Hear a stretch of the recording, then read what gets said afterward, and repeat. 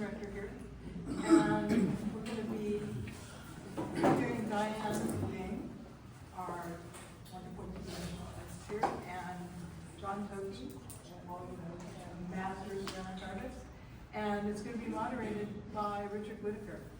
And Richard Whitaker is the publisher of Works of Conversation magazine, and we have some copies of the edition that he has Diane Ding's article in, and also the most recent one, and they're up on the desk. We also have John Toki's which is amazing. I have a copy of my own and I go through it. So those will be available up front. And that's all I'm going to say. So I'm going to turn it over to you. Thank you. Thank you. Thank you, Linda. You're welcome. There's seats up here. If people want to sit a little closer. Yeah, you get a better grade.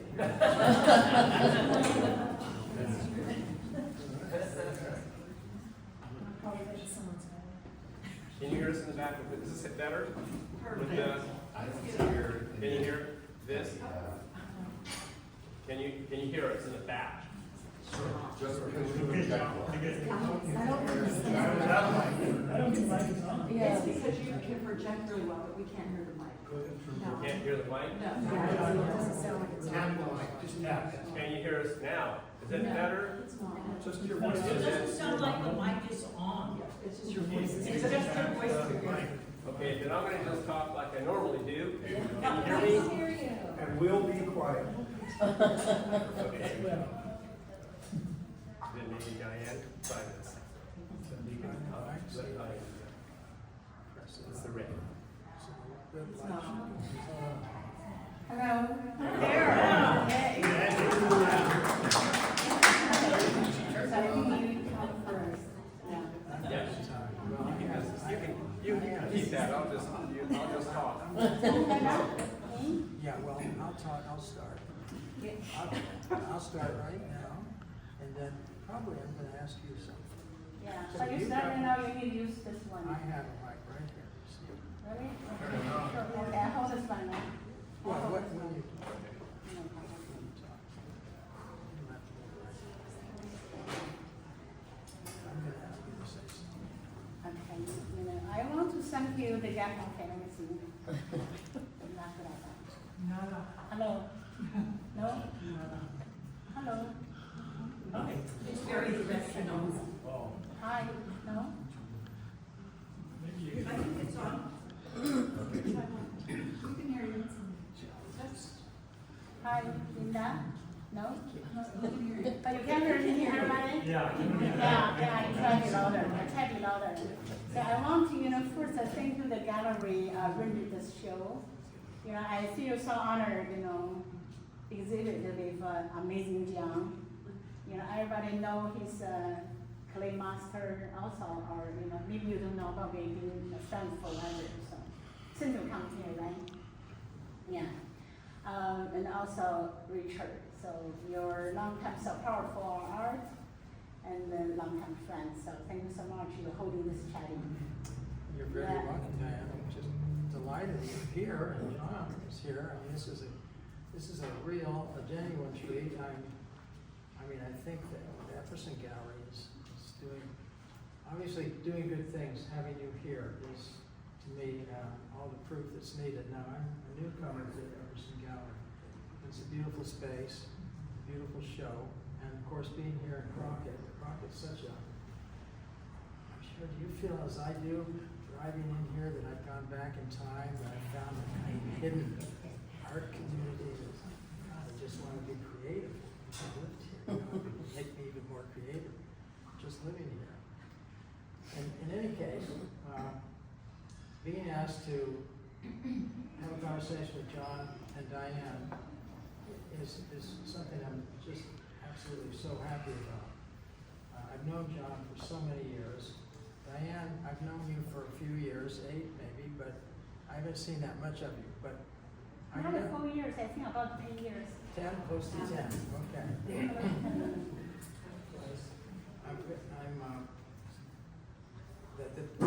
cover of the magazine is the painting that's behind that first panel on the left. Yeah, behind that first panel to the left. I want to say, in general, about both John and Diane, how much I have a feeling for them of great respect and affection, which is something that comes automatically for me when I meet artists doing things that come from the heart. And I think we all know that when we are in front of art that somehow gets through the crust, somehow we just feel it, and that's the case here. Now, John, I think of John, I was thinking, well, what am I going to say about John? It's a challenge, but I'll just say, to boil it down, I think of him as one of the few people I would call a saint. Now, that's kind of a funny thing to be said in an art gathering. I figured this would be, maybe make John uncomfortable, but, you know, the reason I say, I think of him, and this is just recently I found the word, that saint was a good word for John. I know it's unusual, but I know very few people as generous as John, as giving as John, who have a kind of character in themselves of connection with others, a recognition of others, a sensitivity to others, and a complete appreciation for those people who make efforts from their heart and have the courage to try and follow something from their hearts. Those people are welcome in John's world. And often he invites people, even from other countries, and they spend time living in his studio. And so the other part about John, that other word I would say is guru. Another word you don't hear normally, but why would I say John is a guru? Well, it implies mastery and knowledge. And when it comes to clay, I don't think you can find, there's probably very few people in the country that know as much about clay. Now, there's probably people on the science side of clay that might know the physics of it, maybe a little better, maybe not. But when it comes to working with clay as an art medium, I doubt anybody knows as much as John does in the U.S. In any case, I don't know.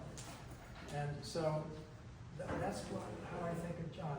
Diane, for me, is this mystery right now. It's a beautiful mystery.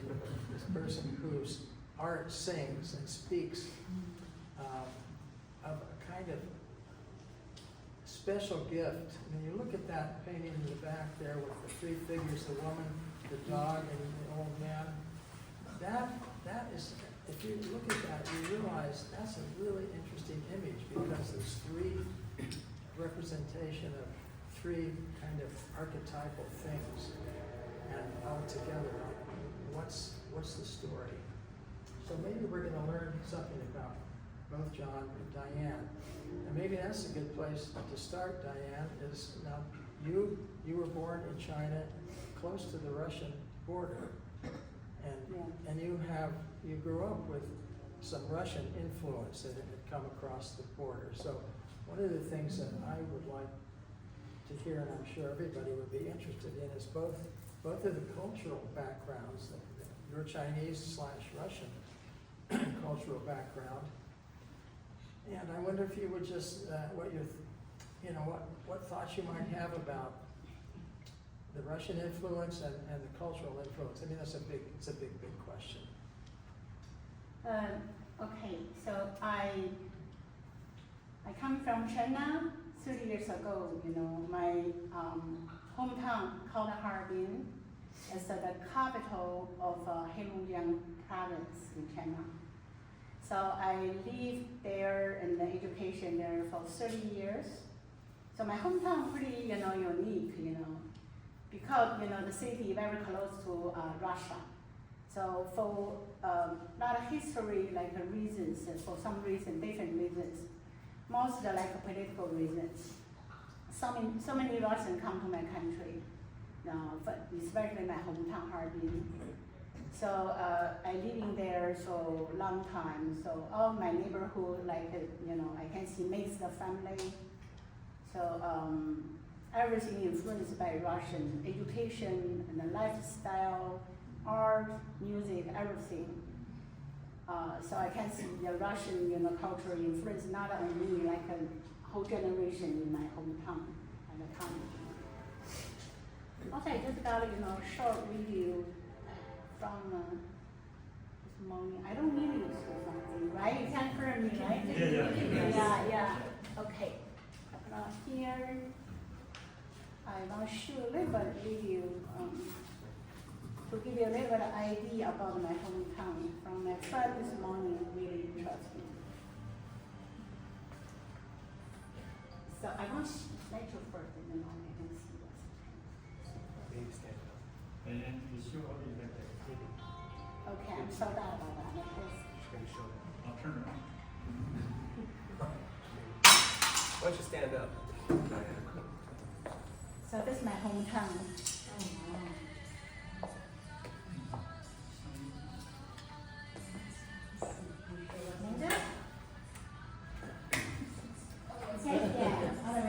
You can see the architecture is all like church, built by Russian.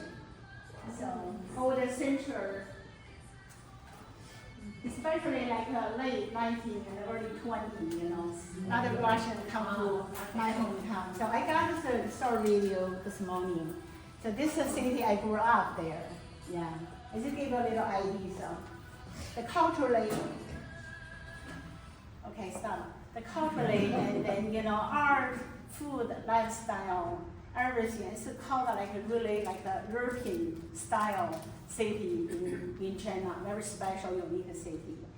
So also, the Richard, I think probably 10 years ago, gave me a little short, interview. Want me to share why my art coming from. So I just share with him so much about personal life, like my mom family story.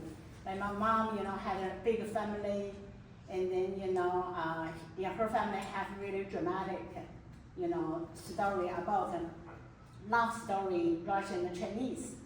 So if you want know that story details, having that magazine. So I don't want to share too much about that because so emotional, so powerful, so much happiness, also very sad story. It's a true story. So that story always sticking in my mind because when I was a little girl, my mom shared the story with me. So I shared that with Richard at the magazine. But I don't share too much about that today because it's a long story. But I want to tell you, because I had a living city, Harbin, like 30 years, there is so many Russian culture influence us like in so many layers. When I come to here, today I say, I don't feel like too strange for me because in my hometown, we see so many family like mixed family. So I come here now like for me not too strange. So that's my life background for China part. Yeah. Also we had a really,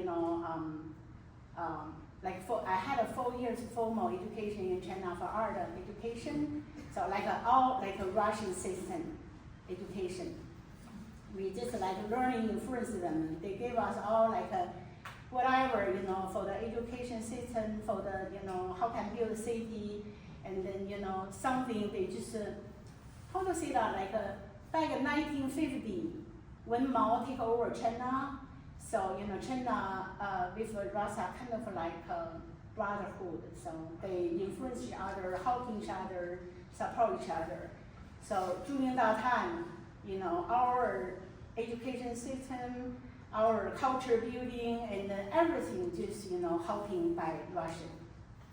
Yeah, that's my background. So I think probably, they all stay in my mind, the part of my life. So when I'm doing art, probably you can see some of my art have that, some sense from, what I be training like that way, like a technique, for painting or some salts, yeah.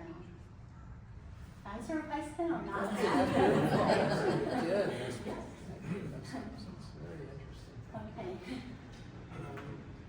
John, so we might keep this symmetrical and ask you any of your thoughts that are really deep in you and have a place in your art from a Japanese heritage, you know, I mean, that's bound to be there in some form. You're like third generation or Right. second. I'm third generation, so of course it's very interesting for me to be with Diane and to hear her story from China with the Russian influence.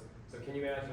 I was like, my family, my grandparents were immigrants, and my parents, Leslie and Rare, were both born in California. My mother was born in San Francisco. My father was born in Sacramento when he was 2.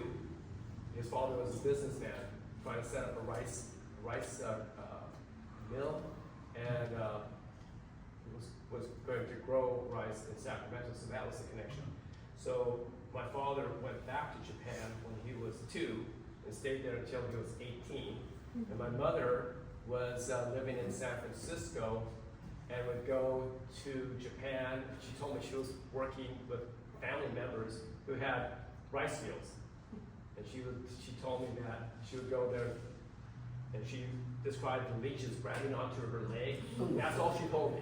That's all she told me. But as this little kid, you know, listening to my parents, I realized that my home front was a little bit different from my classmates. So at our home, there would be scrolls on the wall. So I remember asking my father, so what does this mean? And he told me, he said, this scroll is so abstract, you can't really decipher the meaning of it. And then, of course, I remember watching grandmother with kimono. There are parts of this which are so beautiful, and there are parts of it, like the obi in the back, that big kind of clump of decoration in the back. As a little kid, I thought, that looks really odd. But that really inspired my artwork. So I started putting pieces that were influenced by what I saw as a 5-year-old, 6-year-old kid. And so my influences were like kind of blended with the USA, Disneyland, Davy Crockett, cartoons, hot dogs. Don't forget the mustard. So here I'm getting this influence by American culture, but with my grandparents who spoke very little English. Although when I did learn from my grandfather, I remember being 4 years old, he was making soap, and it smelled so good. Well, that's pretty neat. Grandpa's making soap. Why would somebody make soap? So I learned that I was gathering information about, as a maker, somebody who makes things. And then I learned later, not actually recently, that he actually was making large ikebana flower arrangements. That meant a lot to me. I didn't know that for 50 years. But I heard somebody said, yeah, his name was George Nishioka, that he was making these 6-foot flower arrangements. And it really meant a lot to me because I'm working large scale. And I always wondered where that came from. I had no idea. I just had this desire to make big things. And so learning about my grandfather, well, my mother was a pianist, so we had music in the house all the time, every Sunday.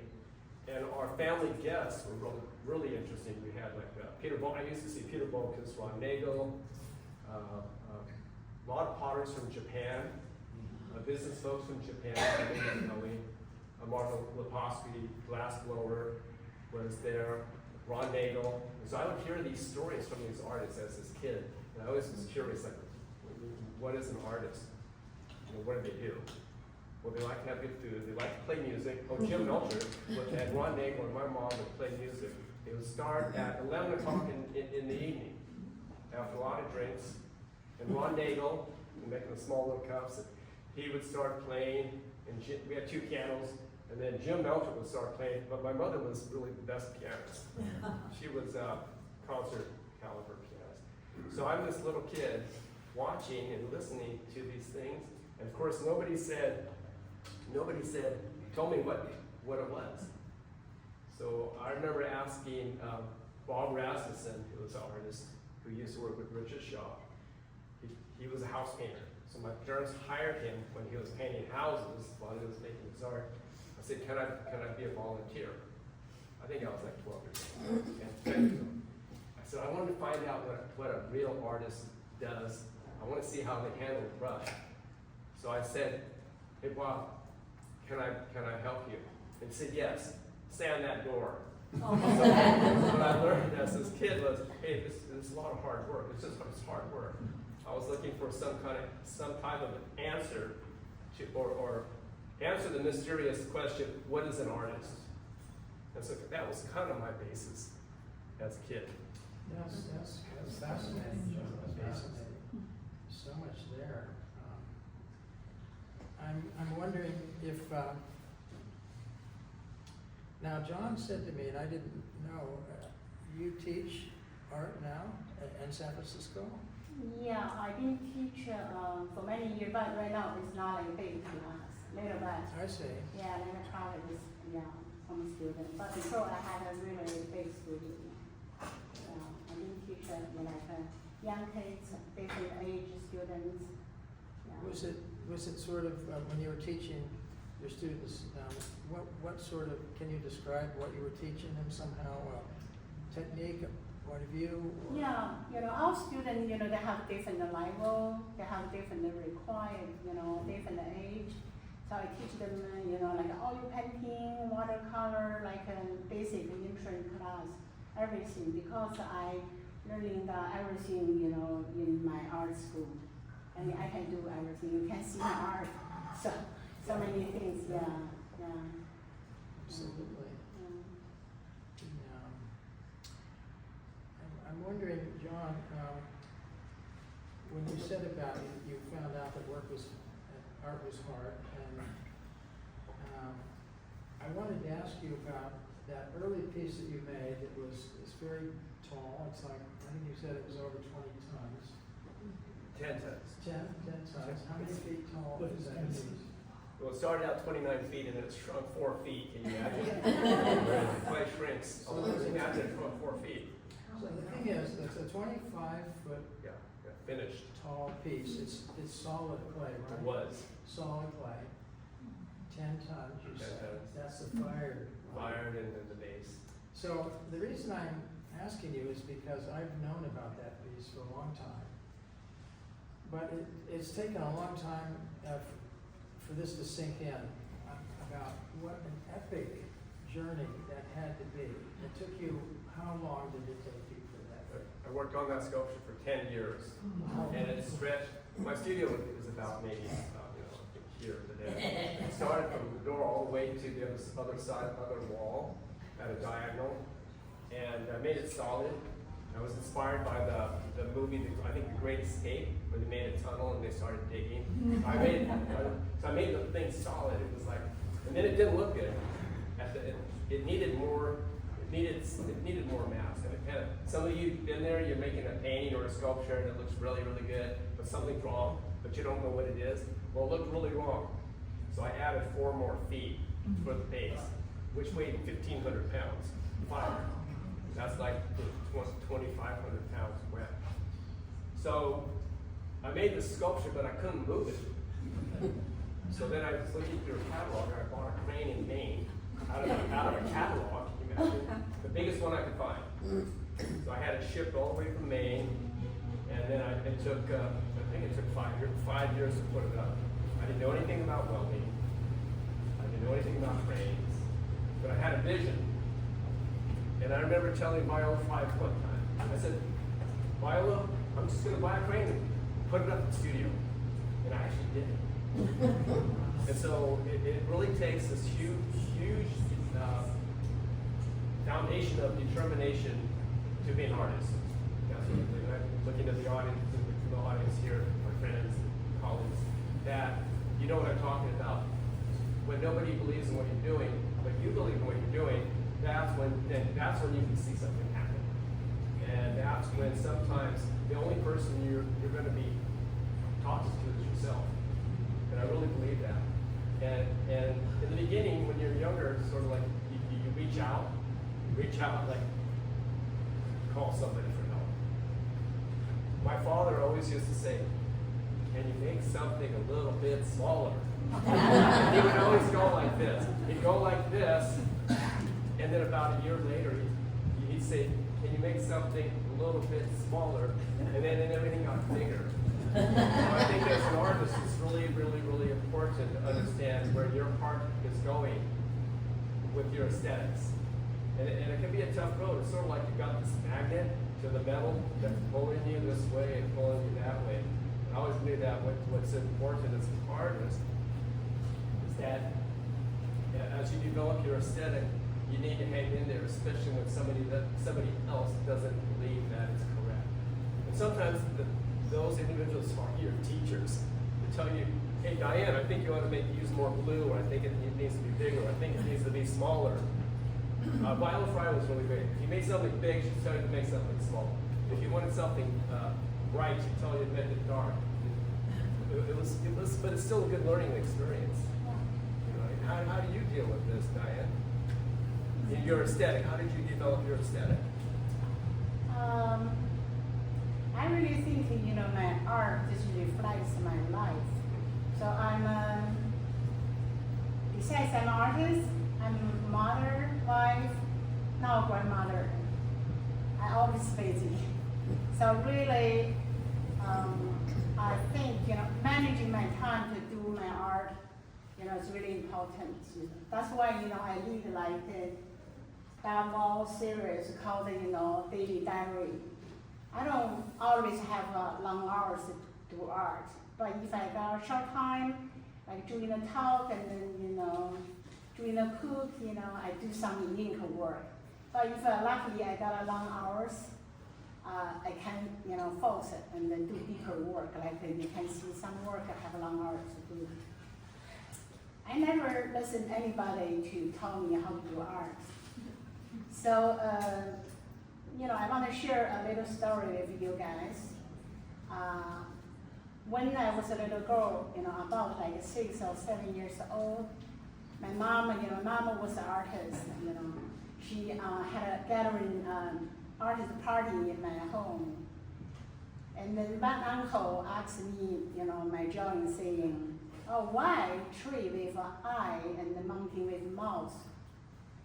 I replied him, I said, artists, seriously, I said, artists don't talk about art, they're making art. And everybody laughed. That was story my mom told me all the time.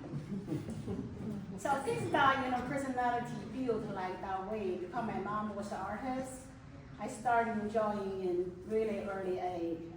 So for me, I really like, I don't see like a self-country, just like, I don't care if people are saying about my art. I do art for myself. Even right now, some students ask me about art thing. I think art belongs to yourself. You do whatever you want to do. Never copy others, still do from your heart. So I think that's very important for me to do my art and then continue to do my art, until right now. So that's my personality, you can see my art, maybe understand a little bit of my personality. I don't care what people are saying about my art. I just do whatever I want in my mind, from my heart. Does anybody by the name of Wan Xin ever say anything? Wan Xin, is, probably, people know him. Wan Xin is a wonderful husband, wonderful guy. And he's really, I think he's just so spoiled me, be honest, I share about that here. He never seen like your things growing up. Everything like amazing. Sometimes I really want to hear something like a little bit of negative, suggestion from him. I never got the things, so from him. But I critique myself. I tear down some of my work. I hate it. I just tear down. So my artwork really like it, So that's why I welcome everybody here today to see my little artwork. This is my artwork. So I just do everything that I say. Hi, Wan Xin, can you tell me how do you think the piece? Amazing. How do you think that piece is amazing? This is my husband. Sometimes I got bored, so. But I have so many dear artist friends, here I see some of them. So I talk to art with them a lot. Lucky, so in Bay Area, in the art community, we have so many art.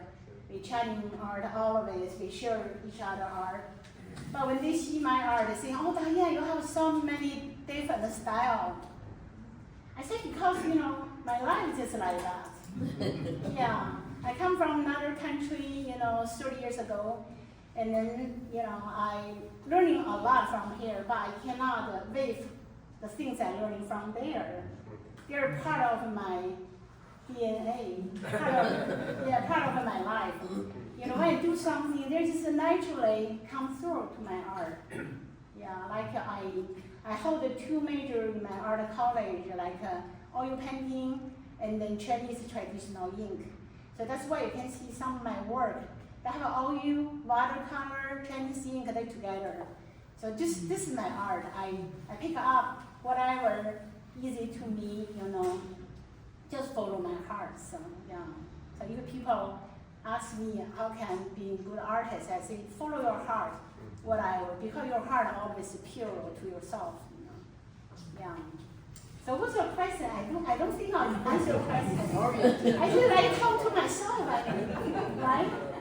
Yeah. I hope everybody, can pop up some question to John. John's amazing, I think his family story is not like, in particular, practically you're helping so many clay artists I know, because we know you become a husband by clay from your supply story. So that time I thought, oh, this artist is doing great art, also great businessman, also like a brother to, helping people for anything, everything. So people call you like Andrew Jiang. You're Andrew. Amazing Jiang, All I really do is solve cracks in clay around the world. Really, truly, I have worked with artists from, Switzerland, Germany, France, England, Portugal, let's see, all throughout the United States. But really, it's a lot about stopping a big crack. And they're outrageous questions, like Matthew Barney had a big project out in New York. And anyway, it got to me, like, hey, can you help these guys out of Mission Clay in Phoenix? And they said this. I said, what are you doing? The clay slab was 15 feet long. And I said, how tall is it? It's 4 feet. How thick is it? They said it's 3 inches. I said it's too thin. And I said, you don't have one problem, you have a lot of small problems, but they're all solvable. But they solved all their problems. I think a lot of the issues in what we do as an artist is just confidence. Like, and you're delving into the unknown because you're dealing with aesthetics, whatever that might be. Each of you has, if I say, what is your favorite color? I bet each one's gonna have a different shade, color, right? Which is the best color for your artwork? Each one's gonna have a different answer. Or scale, what's the best scale? Right? Morton might have one, Lisa has another scale, right? And so I think it's finding that voice within you, and it takes time. And there's no clock, or there's no clock on it. Sometimes people find it when they're younger. Sometimes they find it when they're older. There's no clock on it. And I think that as an artist or just a person in this society, there's always a certain pressure to quote succeed, a certain pressure to kind of like finish up something. There's a certain pressure which isn't always helpful as a creative person. I'm sure some of you there must be some musicians here who are working on that, right? That one concerto that needs a finish, but you don't know what that finish is. Or you're working on a sculpture or a painting that it looks really great, but there's something that brings you back to wanting to, quote, fix it. I remember asking Stephen D. Stabler, I said, so how do you know when a piece is finished? We were working on a project together. It was a model that was due next week. So I knew there was a deadline. I knew he had to have an answer. And he said to me, he thought for a minute, and he said, when your hands cease from wanting to touch the piece. I thought that was the perfect answer. That you keep going back to it because there's something that brings you there. Now you can go to that piece and you might quote ruin it, but I think that's the value of the next day on working the piece, or starting another sculpture, that you have to have the confidence, and it can be scary, to delve into the deep, to try something new. That's what I really learned from Stephen. I saw him, I helped him take down a show at the James Willis Gallery in San Francisco. And then I went to his studio, and I looked way in the back. I said, "Hey, Steve, what happened to that sculpture?" And he said, "Oh." And I said, "Oh, I think I know. The top is on that piece, and the center's on that piece, and the bottom's on." So he called it done for the one gallery show, but he wasn't satisfied with the way it looked. And I learned a lot watching him do that. He literally took this quote finished piece, about 7 feet tall, and it morphed into a variety of sculptures. And I guess you'd call that a new series. But he had the courage. He had the courage to do that, and I think each artist has to face that. And I face it. And I'm sure, Richard, in your writing, you do the same thing, don't you? How do you know when it's right? Well, I have an answer for that, because that is a big question, but when I go back, let's say 2 weeks or 3 weeks later, or a month later, I don't want to change anything, it's done. But like 10 years later, 10 years. But, yeah, similar. There was 2 things I wanted to ask that I think you did a little fashion illustration, a little fashion work. Yeah. So, after I graduated, from art college in China, so my first job is like working as an art editor in the art magazine. So I did so much about like electrician things and then fashion things, everything. I mean, called it like art surveys. So, yeah, when people ask me. After, come here, I, built my own art studio, so I teach students. Some students, they're interested in fashion. So I can teach them, no problem, for me easy. So yeah, I do a lot of watercolor and fashion. Some of these pieces over here have a Yeah. But I don't call it like fashion, but they kind of like fashion, but they have some meaning there. Yeah, I do everything, just like as I told you, everything just reflects my life. So big one, small one, I have more bigger pieces in the studio. So yeah. I wanted to pursue that big piece, that huge piece that you made in solid one. It took 10 years. Now the thing is, you have a brother, older brother who's Twin brother. Twin brother who's a physicist, right? A particle physicist, and your sister is a doctor that she's Math ed. math ed, and you have really quite a family, a very high-level, successful, and I'm thinking, so, and you also were very interested in athletics and running and sport, and then you were working with clay. So, as I was mentioning earlier, it's just been recently that it just sunk into me how much it must have taken 10 years in that huge piece. And you must have known that it being solid would make it incredibly difficult, right there. But so, what I'm trying to get at is,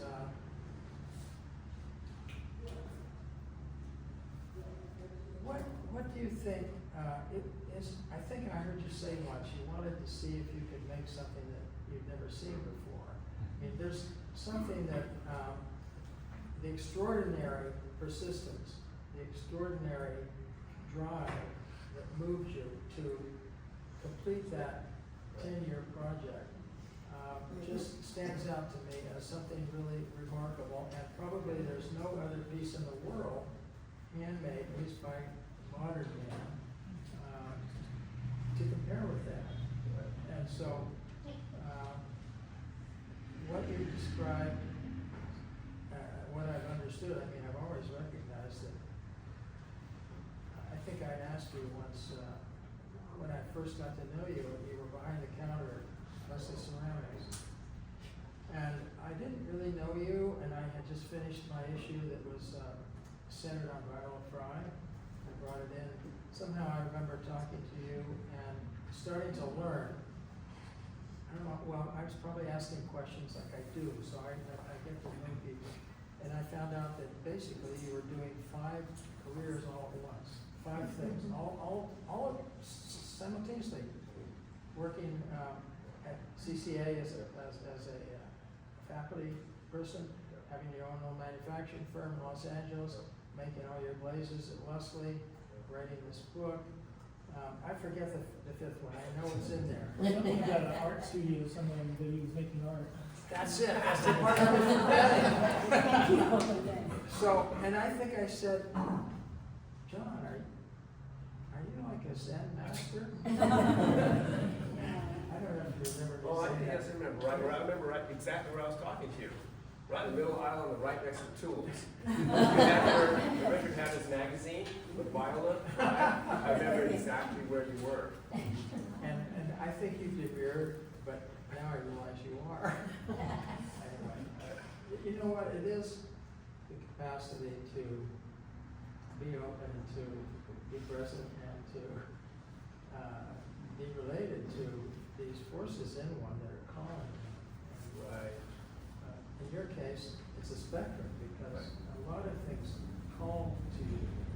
For instance, when you're helping other people, you helped this person. There was a young man who was shot and killed Oh, yeah. a few blocks from your studio, and you would go to that place to get something to eat or something, and you heard the story. It was his father. This is a story about a kid named Petey Perez.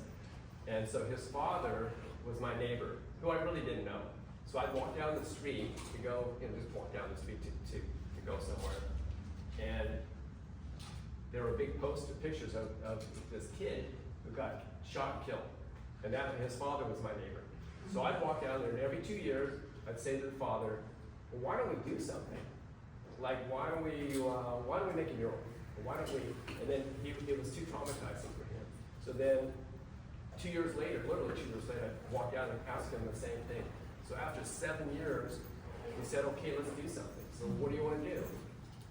And I told him, well, why don't we make a mural? Why don't we make a bench? Why don't we ended up making garbage cans.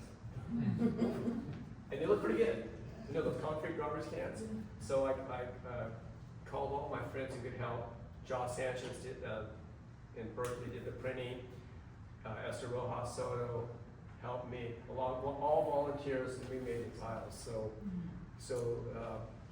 And we made these 2 beautiful ceramic clad garbage cans with Petey Perez, the kid who got shot, on this garbage can, which it looks really nice. And they are placed in front of the store where he was shot. So it was a big healing. It was a real healing project. So I've done a number of projects that are with community. Richmond Art Center, Berkeley Art Center, American Museum of Ceramic Art. I help them navigate donations, and all my friends are volunteers. They'll help me, and that's kind of one of the things that is part of my life. So helping community, working in the studio, writing the books just kind of happened because Charlotte State asked me if I would be her technical advisor. And 35 years later, we worked together over 25 years. We produced 2 books, I think 5 editions. And that was my morning work. It's long work, 700-page book. And I had no experience, but I co-authored these books. So I've learned that in life that it's really about focus. It's really about focus and paying attention to what you're doing at the moment. So things I don't do are have the daily duties. I don't get them mixed up. So when I'm writing the book, that's all I'm thinking about. When I'm working on the studio, that's all I'm thinking about. I'm really careful with how I kind of manage my time and not to cross over. Otherwise, you start feeling really bad, like, oh, I didn't have enough time in the studio because the book's getting in the way. Oh, I didn't get to do the book because the volunteer work's getting in the way. So I learned that if you kind of keep a clear distinction between those things, you become a lot more efficient. And then I have time with my beautiful wife Pam right there, Also a great I artist think- too, Pam. Yeah, Pam's Pam's also a fine great. artist. I think she's questioning the saint part. But that's okay. You know, we have this really great, I think, this great exchange as a couple. I'm super sensitive to life, which is so important to me. And so it's paying attention to that component. I mean, I like to look at everything we do, like all of you and things that you do, that if you can count, you know, maybe tonight think about 10 things on your fingers. Each, you know, you're a good cook, you're an artist, you're a family member, you're, right? And if they all kind of come together and see how that meshes together, because that is really what I believe makes up the human condition, the individual. Not know Lisa Ryerson for many years, watching Lisa navigate her life as a family person, children. Remember you were sculpting your daughter at the conference? Yeah, that was really memorable for me to see. I was moderator, Lisa was there, sculpting her beautiful daughter. This is really neat. Like, you know, to see this family component to her talent. Anyway, I just think that those things really, to me, make life, community really important. And then I was talking to Diane and Wan Sheen about it's a granddaughter. Grandson. Grandson, Yeah. yes. It's just really enriched their life. You know, I listen to them and it brings them great joy. Yeah. It really brings them great Also joy. give me, great, it's, a lot of inspiration to do some new art. I'm doing, right now, like some oil paintings about, the childhood, story. So in my Link series, he's kind of like my model. Always I draw his face. Very cute, very cute. Yeah. My mind is grateful, yeah. I mean, life's really special. Yeah, very special. And John, I think people really love John, your story to tell. I think you're really important for the art community. So not only for the artists, for the whole community. I think the art, you do something really meaningful for society, Compare you, I think I'm pretty like kind of like just like a studio artist, do so much my own things, but I'm trying to be, a good person to do something like you. But it's not like everybody can have the ability to do that, but you're very special. Yeah, so that's why I told Richard, I think that you really today should share your story and then your family history to people. Of course, everybody know, but maybe they don't know some detailed story about your mom. So your mama Leslie, and then she said, let's see if you share that with But people. John, you know what? Sorry, I think you need to talk to your family to listen to all that museum. To what?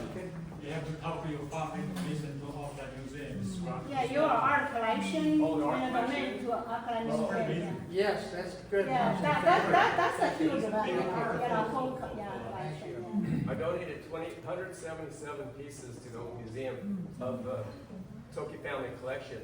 That whole entire collection, most of it, I'd say much of it, over 500 pieces, was collected through by gifts by our friends.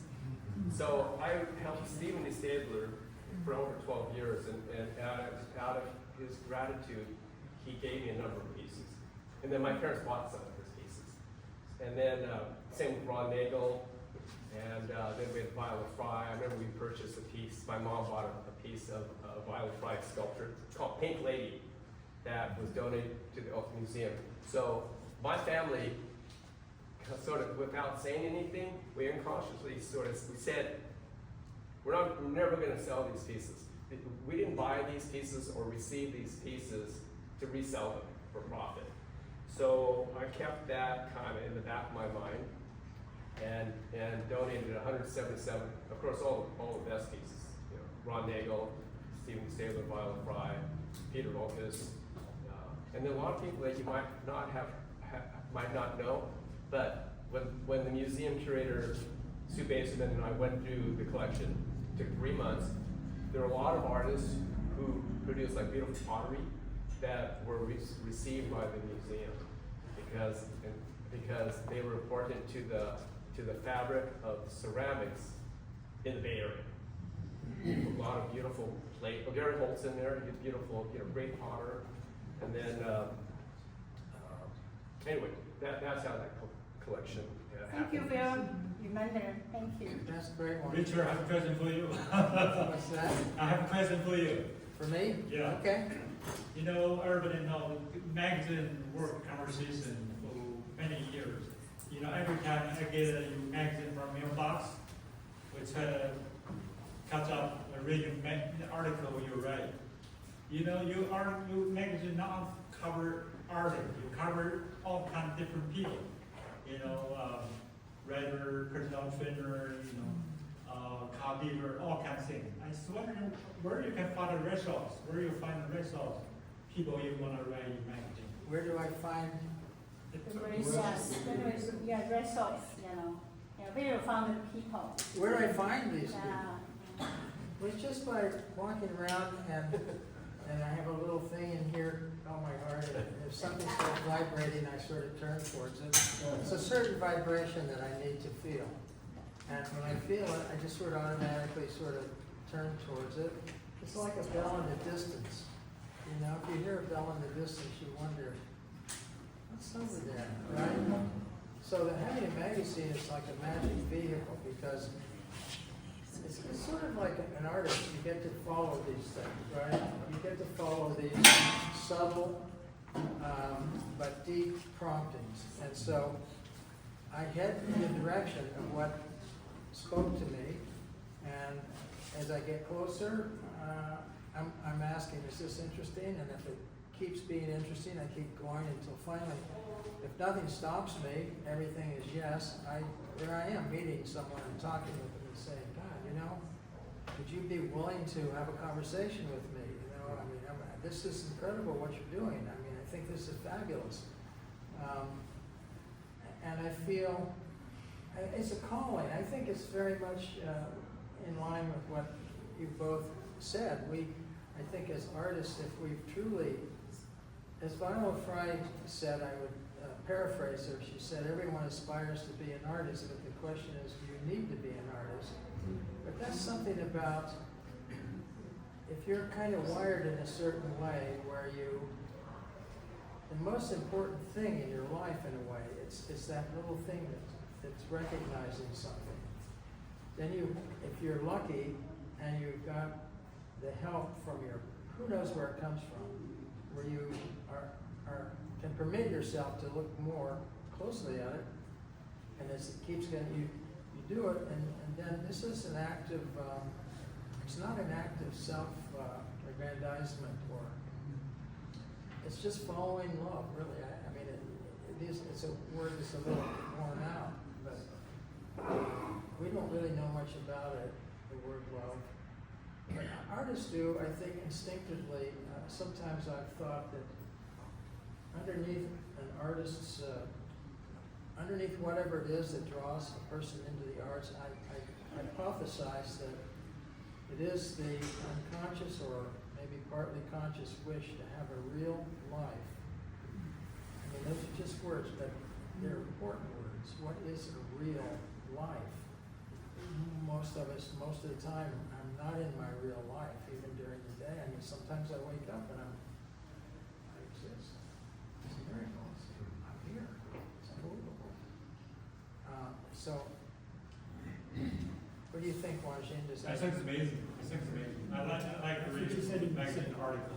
Each article has a different lesson. Not the story. Yes, yeah. Pretty amazing. Thank you. Thank you, Wajin. I have a question I've wanted to ask you for years, and that has to, you're one of my favorite abstract artists. And one of the things about abstraction that I find is that it's a land where you have to go in with tremendous courage, and there's no guidelines. You have to create something, and it has to find its own place in the world. But in your case, I know personally the technical things that you accomplish are on a scale, and so you're dealing with tremendous technical challenges and the challenge of finding a viable expression of abstraction. And I'm wondering, is there a push and pull? How do those two deal with each other? So the question by Mark Lancet is about abstraction and my pursuit of abstraction, and is there a push and pull with a certain amount of technical, and then of course there's the aesthetic part of abstraction. What is abstraction? The piece that Richard had brought up, this big sculpture I made, the 24-footer, that my goal was to make something I'd never seen before. And I learned how difficult that was. Because, you finish a piece and somebody says, yeah, I see the face, or yeah, I see the dog. I've been called every animal on earth, and they're abstract sculptures. I've been called like a fish, a whale, a bird, all kinds of things. It's kind of neat. And I kind of go with it. Well, if you see it, it must be there. So, but going back to my roots as a Japanese American, looking at those scrolls, those really abstract scrolls, that really influenced me. And one of my pursuits is to make something that is brand new, but the only thing that gives away that it was made, say, in 2025, is that I signed in 2025. But I'm looking for my dialogue or my art is something that hopefully has some lasting aesthetics that maybe is difficult to associate with a movement or a style. That's my tough goal to try to. It's not that easy because there's always seems to be like a connection. Oh, it looks like Steven. Oh, it looks like Pete. Oh, it looks like something else. It could be, but anyway. So did that help a little bit? For both of you, how do you guys balance the desire to make things that people connect with and make things that are expressing a part of you with also the desire to be financially successful and be making money that supports your ability? So the question is, a quick response. The question is, so a piece that is financially viable and a piece that just stands there that maybe doesn't have that initial connection. How would you respond to that? Are you making work that Just take a moment to acknowledge that when that question was asked, we all had a moment of joy and laughter. And that was a really lovely moment. Diane, how do you answer that? Actually, I love your question. I think that's a very a practical question. So usually people are talking about, thinking, oh, you're learning art, you're an artist. So, it's not practical. So, probably you're going to be like a starting artist, like all artists starting. So usually, I generally talk about, I have a friend in London, and then, he called me Diane. I have association right now. I cannot support my studio. So you always got a message from like your artist friend. So, but for my case, since I was born in artist family. So in China, my mama, wasn't only artist. She's working in the museum. So the financially was really good, for my situation. So I never think about, the financial thing going to bother my art life. For me, I think art just like my best friend. When I, do it, making art, just like making myself so comfortable, great joy. I never think about the money. I see, maybe I'm smart, when I come here, I build my own, art studio. I teach a lot of students. So that income, support myself a lot. So for my case, but for some artists, they think, doing art, they got difficult time, but they want to be artists. How can, I have without money, I can do good art. So this balance is really challenging for many artists. But for me, I think because I'm getting older, I want to say, so just do whatever you want to do. Someday, somehow, you just got good luck. So like, my abstract work in the room. So I just really trying to, experimental to do something new. So like a baby ink work. I didn't care so much. I just ignore it and then, hang on in my studio. I just, talk to myself, oh, I've been working hard only for myself. Oh, wow. I mean, just like that. I said, like a miracle, things happen. I don't want to lie to you. If you do something from your heart, you're working hard, someday your art will be funded by somebody. I mean, I'm not trying to encourage you, but if you want to do that, if you think money too much, you cannot do good art.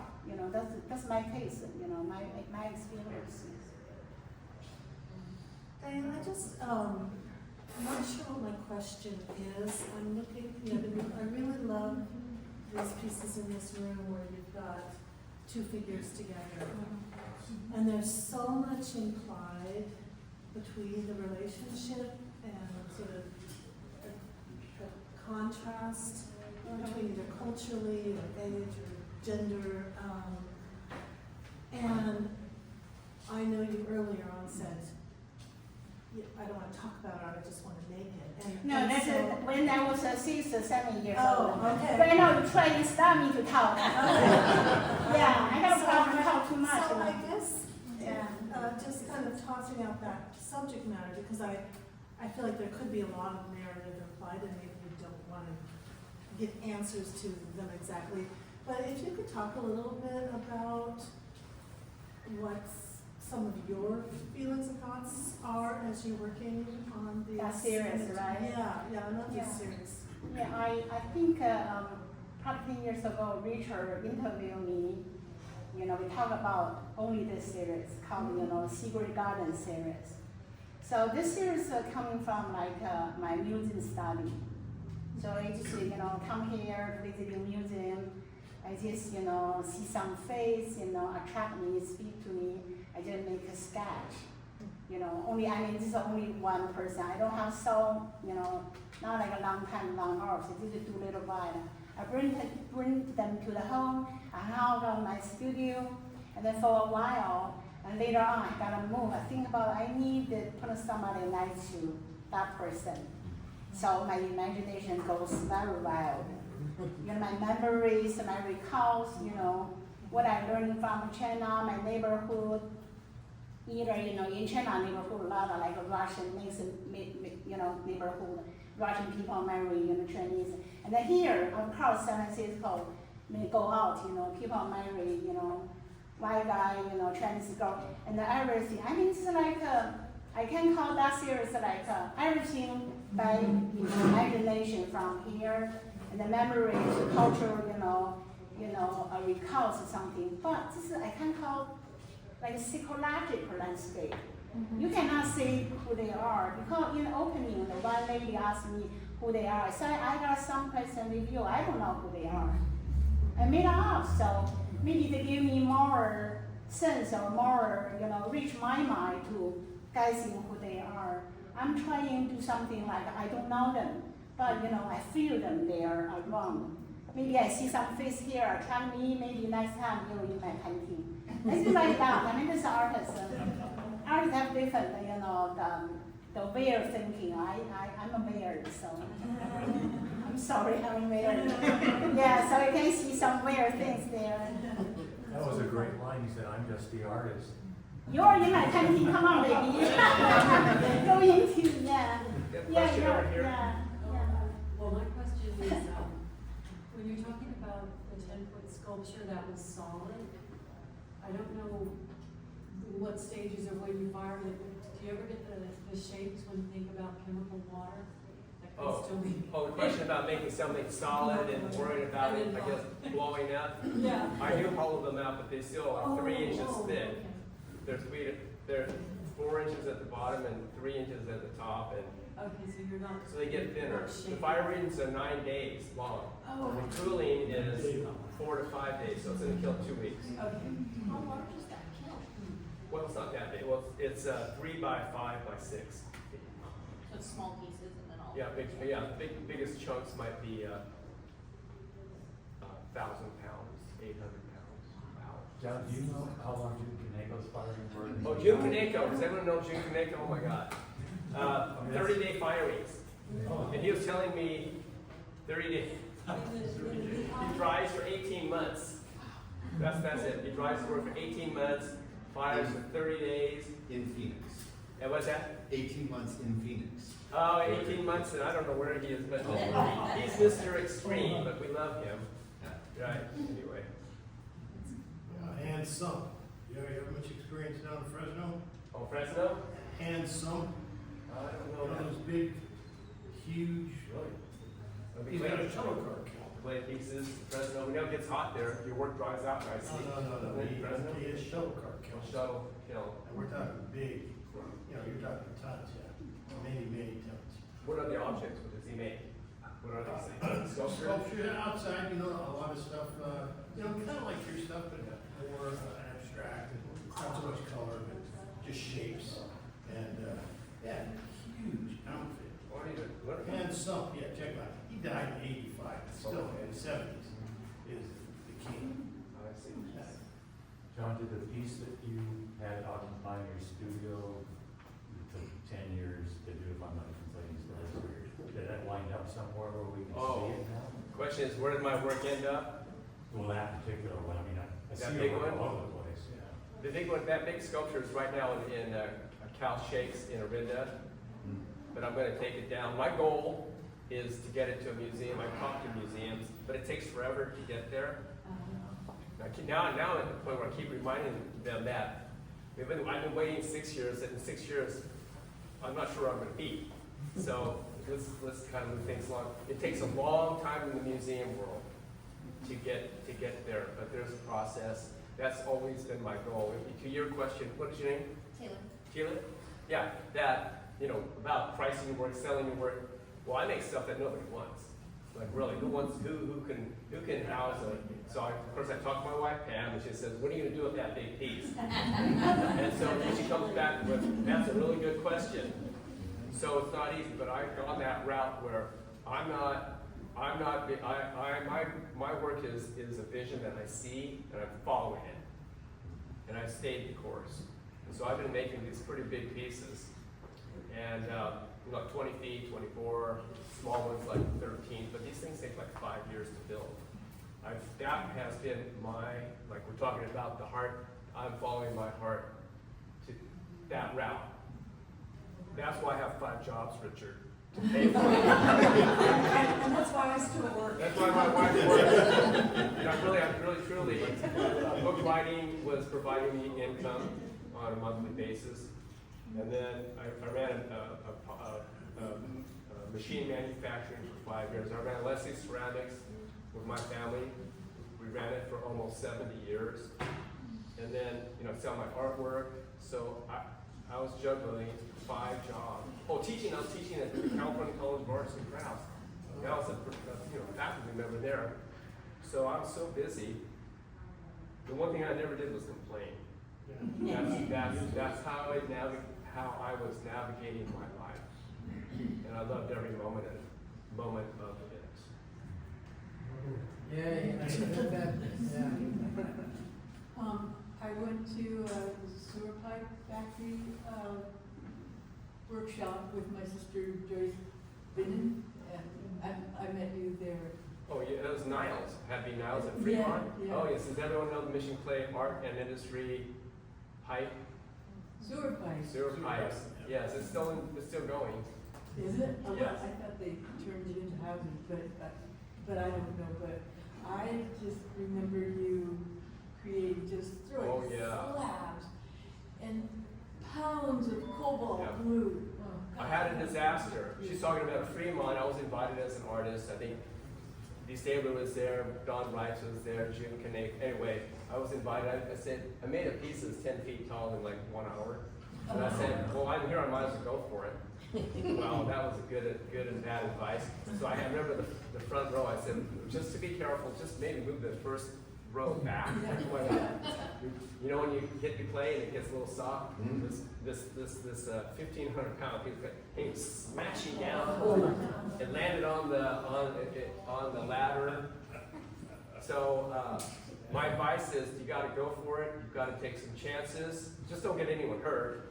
And you learn a lot. And somebody said from that demonstration, she said to me, you know, it was so great for me to see how you got out of it. That they never witnessed anybody going through, yeah, I know, you mean a disaster? And so I'm thinking, oh my God, now what am I gonna do? Like cut all the pieces up and it turned into another sculpture.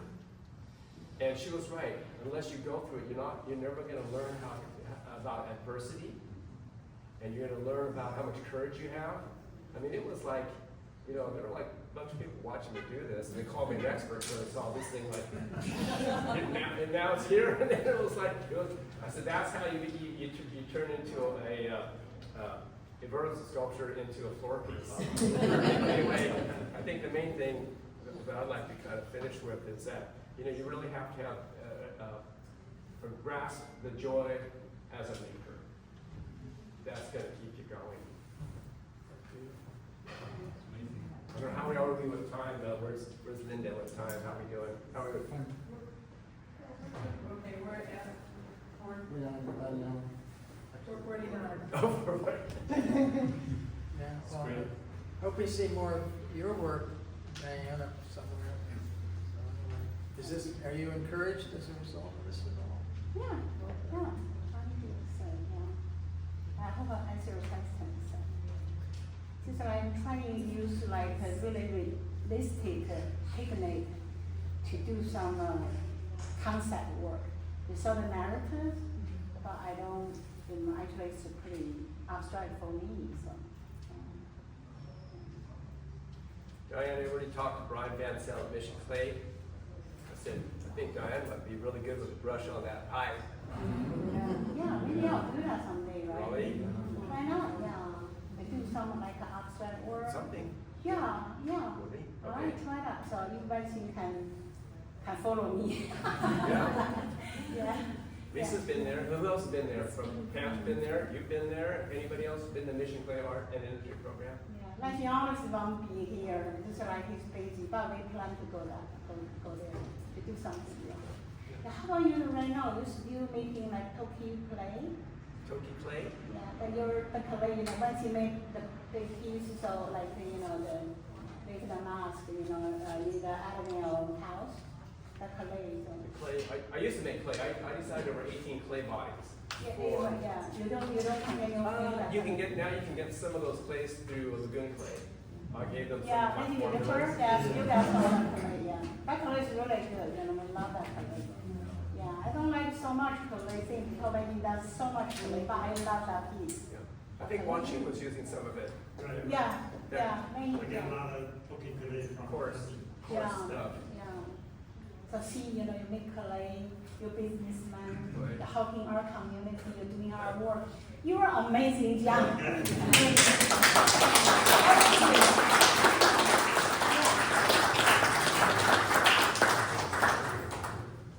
Are there any more questions from the artists?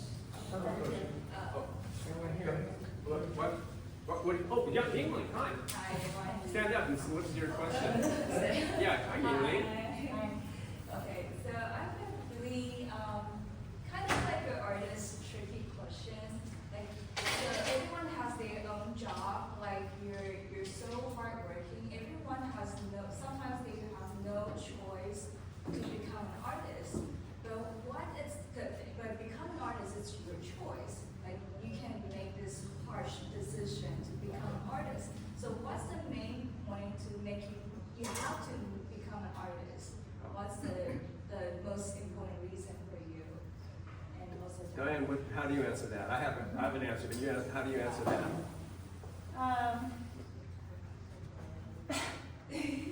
Okay, so being an artist is not like I don't think we choose the art choose us. So me, you know, art choose us. And then I think why artists doesn't want to talk about art so much because they're always busy to making art. But your question kind of like how can be artist or your question like no, like what's the because sometimes especially become artists like you're trying to find out the ideas, observing the environment, and sometimes it's exhausting to be an artist.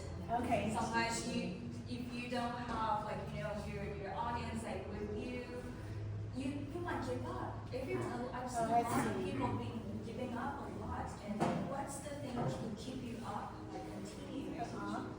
So for me, I often thinking about, art is my best friend. I cannot say bye-bye to my best friend.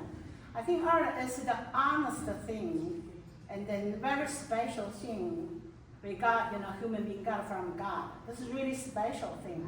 If you want quit, that means it's not special for you. So I think art, art chooses us, art in our DNA. I think that's why everybody should be artists. So if everybody can do some art, don't think about too much financial thing, just do art, and then maybe you use your not ability to make money to support art. That's smart. But if you cannot do that, you think, oh, I need to make art. Why no audience like my art? Nobody buy my art. So you don't do art. I mean, does art not belong to you? I think art is really from, just like really have deeper connection with your life. If you don't have that deeper connection, don't be artist. Do something else. There's so many other things to do. That's what I think. Especially talk to like a young girl like you. So if you're thinking too much, I want to do some project to fit, today some situation, I want to make something for make people, pleasure or something. I don't think that's not a good idea. So yeah. Yeah, I asked for my student. Yeah. So did I answer your question? Yeah. Did I answer your question? Yes, yes, Yeah. yes, yes. Richard, how do you answer that question? Well, I resonate very much with what you were saying, Diane. Art chooses you.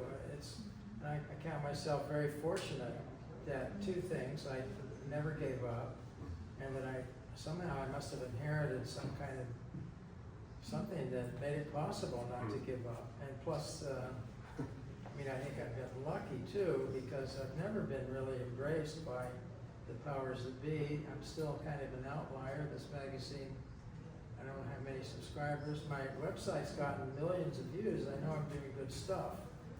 But the joy I get from it is consistent, and I guess on balance, it's whatever it is that's feeding me, it's kept on feeding me. And when it's been a hard time, I still haven't given up. What you say, life is full. It can be full. I don't have to be making the magazine to walk down the street and have an amazing encounter with a stranger. And then eventually maybe that goes into the magazine. Life is the thing, really. And a creative response to life, if I can find a way to be open and join life. Life begins to feed one. There's bad stuff, there's good stuff. I don't know. It's a good question.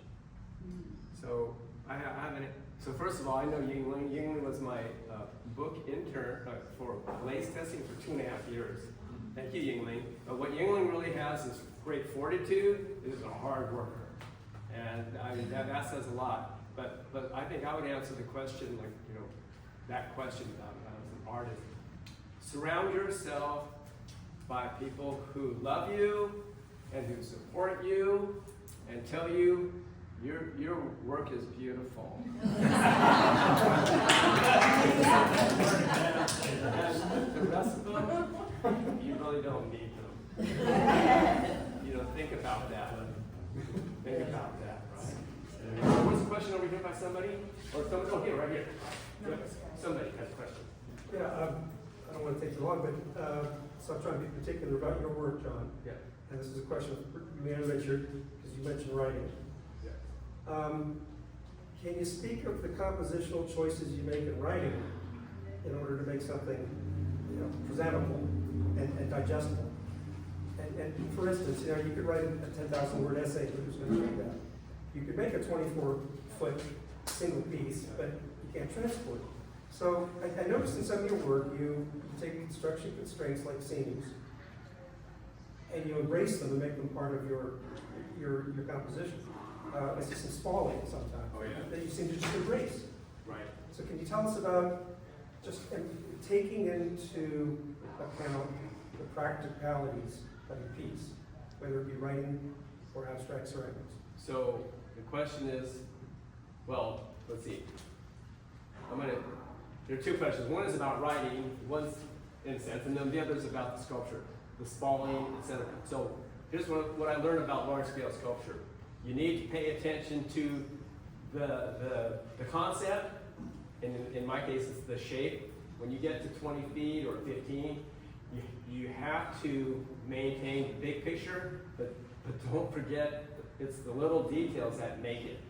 So I'm a fanatic and a perfectionist at the details, even on a piece that's 20 feet. And a bigger piece, in my case, releases me from nitpicking on all the little details. I don't like both, because I pay a lot of, like on that little piece right around the corner, I really pay a lot of attention on how it looks. One of my class projects when I was teaching at the California College of Arts and Crafts was make a piece that is worthy of a museum. Because I wanted the students to kind of step up the quality, the concept, and that changes everything. When you know your work's going to go to a museum, I think that, because when you go there, some of the best works, hopefully, in the world might be there. So it changes how I believe you think about your work. So I pay a lot of attention to the details. I'm a fanatic, even if it's a big piece. And those things do bother me. Like, I'll look at the spalling, like, okay, it wasn't really intentional, but it's there. Am I going to leave it, or am I going to fix it? So it's a struggle that I have. On the flip side of the book writing, I became a textbook book writer with no experience. I was a solid C student in English, but I was a really good C student.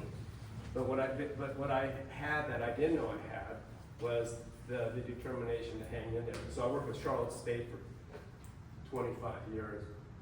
We were the perfect team. I knew the subject, but she was the writer.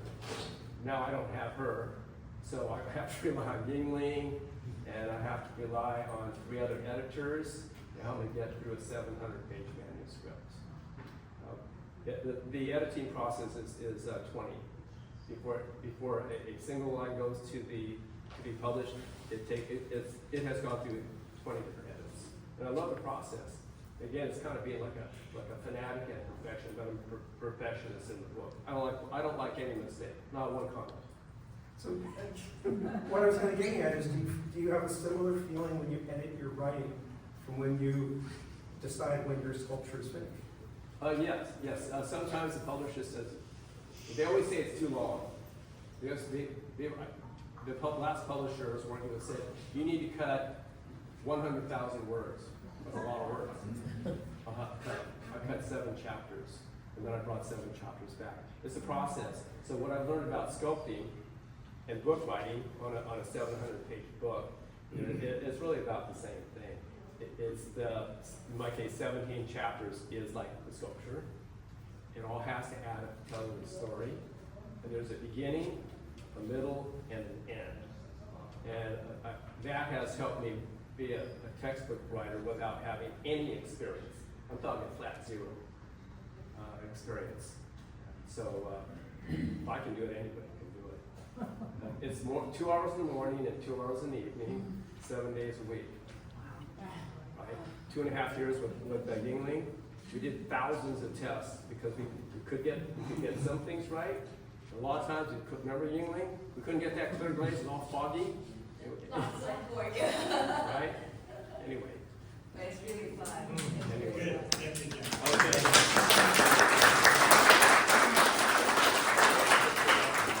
Yeah, well, thank you all for joining us this afternoon for the Artist Talk.